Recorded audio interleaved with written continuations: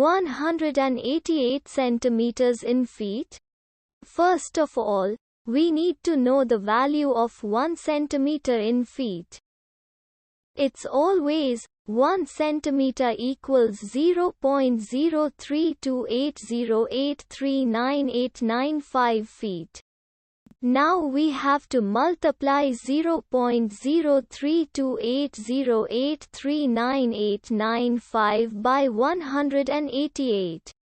Therefore, 188 centimeters times 0.03280839895 feet equals 6.1679790026 feet.